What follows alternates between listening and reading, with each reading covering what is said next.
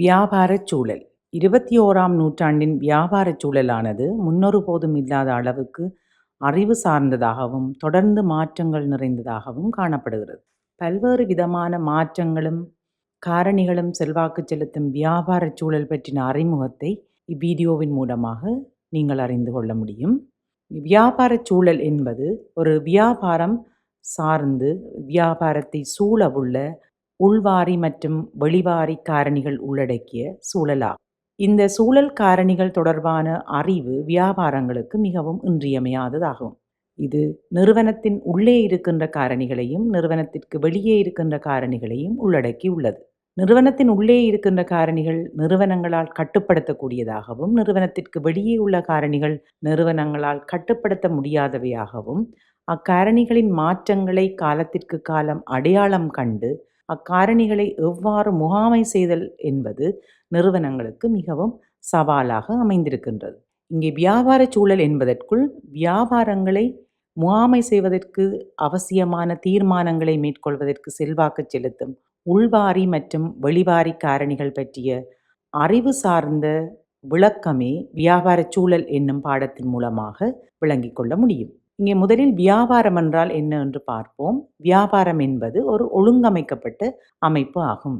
ஒருவரோ அல்லது ஒன்றிற்கு மேற்பட்டவர்களோ இணைந்து ஒரு ஒழுங்கான முறைமை சார்ந்த செயற்பாடுகளை கொண்ட ஒரு அமைப்பாக வியாபாரங்கள் காணப்படும். இந்த வியாபாரங்கள் லாபம் உழைத்தலை நோக்கமாக கொண்டிருக்கு. சில நிறுவனங்கள் லாபம் உழைத்தலை நோக்கமாக அல்லாமல் சேவை வளங்களை மாத்திரம், அதாவது முழுமையாக சேவை வளங்கள் எந்த ஒரு பணத்தையும் அறவீடு செய்யாமல் முழுமையாக பொதுமக்களுக்கான சேவையை வழங்கும் நிறுவனங்களாக காணப்படும். இவ்வாறான நிறுவனங்கள் சூழல் தொடர்பான அக்கறையை கொண்டிருக்கின்ற விதமானது லாபம் உழைக்கும் வியாபாரங்கள் எவ்வாறு அக்கறை கொண்டிருக்கின்றன என்பதிலிருந்து முற்றுமுழுதாக வேறுபடுகிறது. இந்த வியாபாரங்கள் பொருட்களை உற்பத்தி செய்கின்ற வியாபாரங்களாகவோ அல்லது சேவைகளை வழங்குகின்ற வியாபாரங்களாகவோ அல்லது பொருட்களை கொள்வனவு செய்து மீளவும் விற்பனை செய்கின்ற வியாபாரங்களாகவோ பல்வேறு விதமான வடிவங்கள் கொண்டவையாக காணப்படலாம். இன்றைய காலத்தில் வியாபாரங்கள் பல்வகையான நோக்கங்களை கொண்டிருக்கின்றன.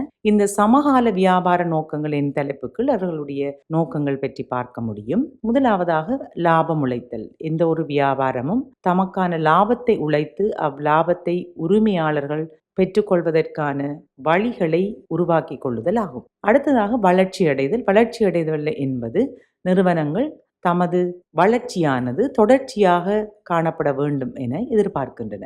குறிப்பிட்ட ஒரு கால இடைவெளியில் தமது லாப வீதமானது அதிகரித்து சந்தை பங்கு, நுகர்வோருடைய எண்ணிக்கை, லாப விகிதம், நிறுவன விஸ்தரிப்பு என்பன வளர்ச்சியடைய வேண்டும் என்பது வியாபாரங்களின் நோக்கமாகும். அடுத்ததாக சந்தை தலைமைத்துவம்.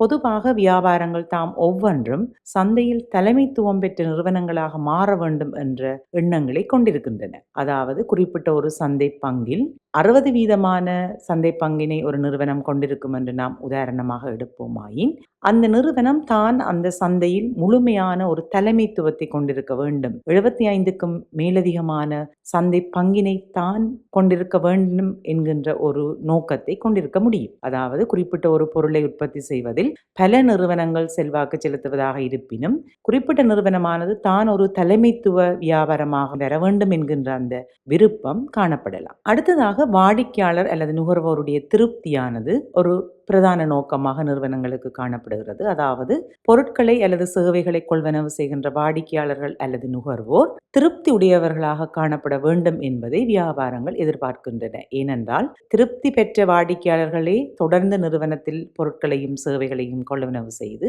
நிறுவனத்துடைய லாபத்தை நிர்ணயிக்கின்ற அல்லது லாபம் தொடர்ச்சியாக ஏற்படுவதற்கு அவர்கள் பிரதானமானவர்களாக இருப்பதால் அவர்களுடைய திருப்தியை பற்றிய நோக்கம் நிறுவனங்களுக்கு மிகவும் அவசியமானதாக உள்ளது. அடுத்ததாக ஊழியர் திருப்தி. ஊழியர் திருப்தி என்பது நிறுவனங்களில் பணிபுரியும் ஊழியர்கள் திருப்தி அடைந்து காணப்படுதல் வேண்டும் என்பது நிறுவனத்தினுடைய அடுத்த நோக்கமாக உள்ளது. ஏனென்றால் இங்கே ஊழியர்கள் திருப்தி அடைந்தால் மாத்திரமே அவர்கள் சேவை வழங்குகின்ற வாடிக்கையாளர்களுடைய திருப்தியும் உயர்வாக காணப்படும். எனவே ஊழியர் திருப்தியூடான வாடிக்கையாளர் திருப்தி என்பது வியாபார நோக்கங்களில் ஒன்றாக காணப்படுகிறது. அடுத்ததாக தரமான பொருட்கள் சேவைகளை வழங்குதல். இன்றைய நவீன காலத்தில் நுகர்வோர் மிக குறைந்த விலையில் தரமான பொருட்களை எதிர்பார்க்கிறார்கள். இந்த தரமான விலையை நுகர்வோரால் வழங்கக்கூடிய இருக்கக்கூடிய பெறுமதியை அடிப்படையாக கொண்டு அவர்களுக்கு அதிக பெறுமதிகளை வழங்குவதன் ஊடாக குறைந்த விலையில் சிறந்த பொருளை உற்பத்தி செய்து வழங்குவது நிறுவனங்களின் நோக்கங்களாக காணப்படுகின்றது. ஆனால் இது ஒரு சவாலாக நிறுவனங்களுக்கு காணப்படுகின்றது. ஏனென்றால் தரமான பொருட்களை உற்பத்தி செய்து போட்டியை சமாளித்து சிறப்பான சேவைகளை வழங்கி நுகர்வோருடைய திருப்தியை பெற்றுக்கொள்ளல் என்பது ஒரு கடினமான செயற்பாடாகவே இன்றைய காலகட்டத்தில் காண முடிகிறது. அடுத்ததாக சமூகத்திற்கு சேவை புரிதல். நிறுவனங்கள் தமக்கு தேவையான உள்ளீடுகளையும் ஊழியர்களையும் சமூகத்திலிருந்து பெற்றுக்கொள்கின்றன. அவ்வாறு பெற்றுக்கொண்ட உள்ளீடுகள் ஊழியர்களை கொண்டு உருவாக்குகின்ற பொருட்கள் சேவைகளை மீளவும் சமூகத்திற்கே விற்பனை செய்து லாபம் பெறுகின்றன. அவ்வாறான சமூகத்தை சார்ந்திருக்கும் வியாபாரங்கள் தாம் பெற்றுக்கொண்ட லாபத்தில் ஒரு பகுதியை சமூக நன்மைக்காக செலவிட வேண்டும் என்பது அவர்களுடைய நோக்கமாக காணப்படுகிறது. இதுவரை வியாபார நிறுவனங்களின் சமகால நோக்கங்கள் பற்றி பார்த்தோம். அடுத்ததாக வியாபாரங்களின் இயல்புகள் பற்றி பார்க்கலாம். வியாபாரங்கள் எப்போதும் மாற்றமடைபவையாக காணப்படும். வியாபாரங்கள் தொடர்ந்து பல மாற்றங்களை அனுபவித்துக் கொண்டு இருக்கும். அதாவது சூழல்களில் ஏற்படுகின்ற அதாவது வியாபார சூழலில் ஏற்படுகின்ற மாற்றங்கள், நாளாந்தம் தொடர்ச்சியாக ஏற்படுகின்ற மாற்றங்கள் வியாபாரங்களின் செயற்பாடுகளில் மாற்றங்களை ஏற்படுத்துகின்றது. இதற்கு மிக சிறந்த உதாரணமாக நாம் இப்பொழுது பிரச்சனைகளை எதிர்நோக்கி கொண்டிருக்கின்ற COVID-19 வைரஸ் பரவலாக்கம் காரணமாக வியாபார சூழலில் தொடர்ச்சியாக ஏற்பட்டு வருகின்ற மாற்றமானது வியாபாரங்களை முகாமை செய்வதில் பல சிக்கல்களை உருவாக்கியுள்ளது. எனவே மாறிக்கொண்டிருக்கின்ற வியாபார சூழலை முகாமை செய்யக்கூடிய நிறுவனங்களும் நாளாந்தம் மாற்றமடைய வேண்டிய தன்மையை கொண்டிருக்கின்றன. அடுத்ததாக உலகமயமாக்கல் காரணமாக நிறுவனங்கள் தமது பொருட்கள் சேவைகளை உலகம் முழுவதும் இருக்கின்ற வாடிக்கையாளர்கள் அல்லது நுகர்வோரை சென்றடையக்கூடிய விதத்தில் தமது செயற்பாடுகளை வடிவமைக்கின்றன. நாடுதோறும் இருக்கின்ற நுகர்வோரை அடையாளம் கண்டு அவர்களுக்கு தேவையான பொருட்கள் சேவைகளை வழங்குதல் என்பது வியாபாரங்களுடைய பண்புகளில் ஒன்றாக காணப்படுகிறது. அடுத்ததாக தொழில்நுட்பம். வியாபாரங்கள் அனைத்தும் தொழில்நுட்பங்களை சார்ந்து காணப்படுகின்றன. தொழில்நுட்பம் பயன்படுத்தப்படாத வியாபாரங்கள் வியாபார சூழலில் தொடர்ந்தும் நிலைத்திருப்பது என்பது மிகவும் கடினமானது. இந்த தொழில்நுட்பத்தை தமது பாவனையில் மிக முக்கிய ஒரு வளமாக கையாளுகின்ற நிறுவனங்கள் தொழில்நுட்பம் சார்ந்த பண்புகளை கொண்டிருக்கும். அடுத்ததாக சூழல் காரணிகளின் தாக்கம். நிறுவனங்கள் எப்போதும் சூழல் மாற்றங்களுக்கு ஏற்ப தாக்கங்களை அனுபவித்துக் கொண்டிருக்கின்றன. அதாவது உள்வாரி மற்றும் வெளிவாரி காரணிகளின் மாற்றங்களால் வியாபாரங்கள் தமது தீர்மானங்களை எடுப்பதிலும் மிகப்பெரிய சவால்களை எதிர்கொள்கின்றன. இச்சூழல் காரணிகளின் தாக்கமானது வியாபாரங்கள் ஊழியர் தொடர்பான நுகர்வோர் தொடர்பான விலை மற்றும் அவர்களுடைய வளம் தொடர்பான தீர்மானங்களை எடுப்பதில் மிகப்பெரிய தாக்கங்களை ஏற்படுத்துகின்றது. இதனால் வியாபாரங்கள் வியாபார சூழல் சார்ந்த அறிவை எப்போதும் தமக்குள்ளே பல ஆய்வுகளை மேற்கொள்வதன் ஊடாக அறிந்து வைத்திருக்கின்றன. அடுத்ததாக வியாபாரங்களானவை வேறுபட்ட அளவுகளில் காணப்படுகின்றன. மூலதனத்தை அடிப்படையாக கொண்டு நாம் இவற்றை பிரிக்க முடியும். அதாவது மிக குறைந்த மூலதனத்தை அடிப்படையாக கொண்டோ சிறிய மற்றும் நடுத்தர வியாபார நிறுவனங்களாகவோ நாம் இவற்றை வகைப்படுத்த முடியும். வெவ்வேறுபட்ட அளவுகளில் வியாபாரங்கள் காணப்படுகின்றன. அடுத்ததாக போட்டித்தன்மை என்பது வியாபாரங்கள் மிக கடுமையான போட்டி வியாபாரங்களோடு தாமும் போட்டியிட்டு சந்தையில் வெற்றியை அனுபவிக்க வேண்டிய சூழலில் காணப்படுகின்றன. போட்டியை சமாளிப்பதற்கும் அப்போட்டியினால் உருவாகின்ற சவால்களை எதிர்கொள்வதற்கும் வியாபாரங்கள் மிகவும் கடுமையாக உழைக்க வேண்டிய தன்மை காணப்படுகிறது. அடுத்ததாக வியாபாரங்கள் எப்போதும் அரச கட்டுப்பாடுகளால் செல்வாக்கு செலுத்தப்படுகின்றது. அரசாங்கம் தனது நாட்டில் உள்ள வியாபார சூழலில் ஏற்படுகின்ற மாற்றங்களுக்கேற்ப நுகர்வோரையும் வியாபாரிகளையும் காப்பாற்றுவதற்காகவும் அவர்களை முகாமை செய்வதற்காகவும் கட்டுப்படுத்துவதற்காகவும் பல புதிய நடைமுறைகளையும் சட்டங்களையும் உருவாக்குகின்றன. இச்சட்டங்கள் புதிய முறைமைகளை பின்பற்றி வியாபாரங்கள் தம்மை செயற்படுத்த வேண்டிய கட்டாயத்தில் இருக்கின்றன. எனவே வியாபாரங்கள் எப்போதும் அரச கட்டுப்பாடுகளுக்குள் காணப்படுகின்றவையாக உள்ளன. அடுத்ததாக பல்வகைப்படுத்தல். நிறுவனங்கள் தனியே தாம் ஒரு பொருளையோ அல்லது சேவையோ வழங்குவதாக அல்லாமல் நுகர்வோருடைய தேவைகள் காலத்திற்கு காலம் மாற மாற புதிய புதிய சேவைகள் புதிய புதிய பொருட்களை வடிவமைத்து பல்வேறுபட்ட பொருட்கள், பல்வேறுபட்ட சேவைகளை வெவ்வேறுபட்ட நுகர்வோருக்கு வெவ்வேறுபட்ட சந்தையில் வழங்குவதன் ஊடாக தமது லாபம், வருமானம், நுகர்வோருடைய எண்ணிக்கையை அதிகரித்து ஒரு பல்வகைப்படுத்தப்பட்ட வியாபார சூழலை உருவாக்குதல் என்னும் ஒரு பண்போடு காணப்படுகின்றது. எனவே இவ்வகையான இயல்புகள் கொண்ட வியாபாரங்களானவை சூழலில் தம்மை தக்க வைத்துக் கொள்வதற்காக நாளாந்தம் மிகவும் கடுமையாக உழைக்க வேண்டி உள்ளது. அடுத்ததாக வியாபாரங்கள் எதிர்நோக்கும் சவால்கள் பற்றி பார்ப்போம். இங்கே வியாபாரங்கள் செலவிலும் கூடிய வருமானத்தை பெறுகின்ற சந்தர்ப்பங்களையும் காணலாம். அதாவது வருமானங்களை விட செலவு அதிகமாக காணப்படுகின்ற சந்தர்ப்பங்கள். திடீரென்று ஏற்பட்டுள்ள இந்த வைரஸ் பரவலாக்கம் காரணமாக நிறுவனங்கள் பல தமது செலவை அதிகரிக்க வேண்டிய சூழல் காணப்படுகிறது. இந்த வைரஸ் பரவலாக்கத்தை தடுக்கக்கூடிய அல்லது பாதுகாக்கக்கூடிய பல பொருட்களை கொள்வனவு செய்ய வேண்டிய தேவையில் அவை செலவை அதிகரிக்க வேண்டிய தேவை, அதேவேளை வருமானம் குறைவாக காணப்படுவதால் அவ்வாறான சவாலை வியாபாரங்கள் எதிர்நோக்குகின்றன. அடுத்ததாக அக்கறை செலுத்தும் தரப்பினரின் திருப்தி. இங்கே வியாபாரங்களை அக்கறையோடு நோக்குகின்ற தரப்பினர் என்று பார்க்கும்போது வாடிக்கையாளர் அல்லது நுகர்வோர், ஊழியர்கள், முதலீட்டாளர்கள், அரசாங்கம், வங்கிகள் என பல அக்கறை செலுத்தும் தரப்பினரை நாம் அவதானிக்கக்கூடியதாக உள்ளது.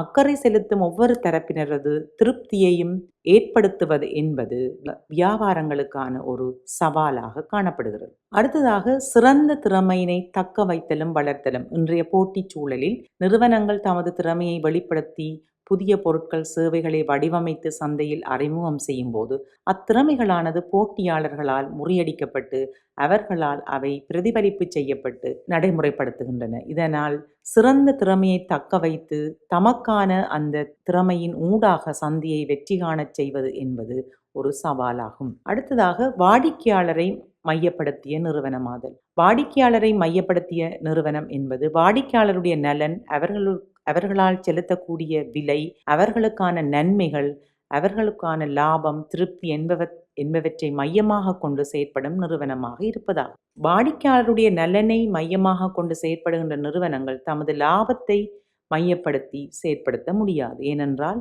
வாடிக்கையாளருடைய திருப்தி என்பது குறைந்த விலையில் அதிக தரத்தை பேணுகின்ற பொருட்களால் மட்டுமே நுகர்வோருடைய திருப்தியை ஏற்படுத்த முடியும்.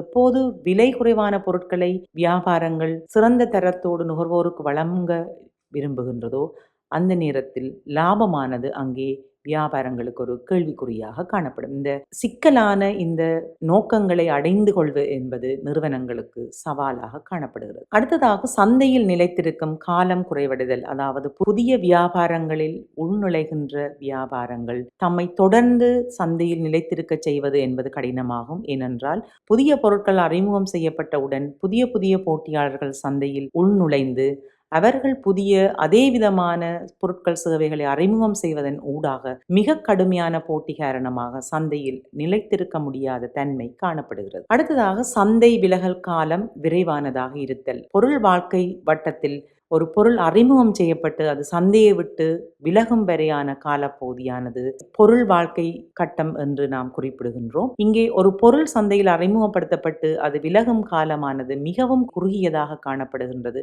இதற்கான காரணம் பல்வகைப்பட்ட பொருட்கள் சந்தையில் அறிமுகம் செய்யப்படுவதாகும். இவ்வாறான புதிய பொருட்கள் சந்தையில் அறிமுகம் செய்யப்படும் போது தொடர்ந்து ஒரு பொருள் சந்தையில் நிலைத்திருத்தல் என்பது மிகவும் சவாலானதாக காணப்படுகின்றது. அடுத்ததாக விலை தரம் இரண்டுக்குமான முரண்பாடு கொண்ட நோக்கங்கள். இங்கே விலையை குறைத்து தரத்தை அதிகரிப்பு செய்வது என்பது மிகவும் கடினமானதாகும். ஆனால் நுகர்வோர் எதிர்பார்ப்பது விலை குறைப்பு, தரம் உயர்வு என்பதாகும். இந்த இரண்டு வெவ்வேறுபட்ட முரண்பாடுகள் கொண்ட நோக்கங்களை அடைந்து கொள்வது என்பது வியாபாரங்களுக்கு சவாலாக காணப்படுகின்றது. இதுவரையும் வியாபாரம் தொடர்பான ஒரு சிறிய அறிமுகத்தை பார்த்தோம். அடுத்ததாக வியாபார சூழல் பற்றி பார்க்கலாம். இங்கே வியாபார சூழல் என்பது நிறுவனத்தின் உள்வாரி சூழல் மற்றும் வெளிவாரி சூழல் காரணிகளை உள்ளடக்கியது. இந்த உள்வாரி மற்றும் வெளிவாரி சூழல் காரணிகளானது நிறுவனங்களுடைய தீர்மானங்களை பாதிக்கும். ஏனென்றால் இந்த காரணிகளை மையப்படுத்தியே ஒவ்வொரு நிறுவனங்களும் தமது செயற்பாடுகளை, தீர்மானங்களை மேற்கொள்ள வேண்டியுள்ளது. இங்கே நிறுவனங்களின் ஒவ்வொரு நடவடிக்கைகளும், அதாவது அவர்களுடைய விலையிடல், பொதியமைத்தல், பொருள் வடிவமைப்பு, வாடிக்கையாளர்களுடைய திருப்தியை ஏற்படுத்துவதற்கான செயற்பாடுகள், ஊழியர்களை வேலை கமர்த்தல், ஊழியர்களுக்கான கொடுப்பனவு, சக சகல நடவடிக்கைகளும் இவ்வாறான வியாபார சூழல் காரணிகளால் செல்வாக்கு செலுத்தப்படுகின்றன. இந்த வியாபார சூழல் காரணிகளானவை தினமும் மாறிக்கொண்டிருக்கின்றன. இவ்வாறு தினமும் மாறிக்கொண்டிருக்கும் வியாபார சூழல் காரணிகளை முகாமை செய்வது என்பது கடினமானது. சில காரணிகளை நாம் எதிர்வு கூற முடியும், சில காரணிகளை நாம் எதிர்வு கூற முடியாது. இக்காரணிகள் திடீரென்று பல மாற்றங்களை வியாபார சூழலில் ஏற்படுத்தி வியாபாரங்களை மிக குறுகிய காலத்தில் அழித்துவிடக்கூடிய தன்மையும் கொண்டவை. இவ்வியாபார சூழல் காரணிகள் பன்முகத்தன்மை கொண்டவையாக காணப்படுகின்றன. இவை உள்வாரி சூழல் காரணிகளாகவும் மற்றும் வெளிவாரி சூழல் காரணியில் பேரின காரணி மற்றும் முன்பாக காரணிகளாகவும் பல்வேறு பரிமாணங்களையும் பன்முகத்தன்மை கொண்டவையாகவும் காணப்படுகின்றது. இவை குறுங்காலத்திலும் நீண்ட காலத்திலும் நிறுவனங்களில் பல தாக்கங்களை ஏற்படுத்துகின்றன. அடுத்த வீடியோவில் நாம் வியாபார சூழலின் உள்வாரி காரணிகள் எவை எவை என்பதை மிக தெளிவாக பார்க்க முடியும். நன்றி.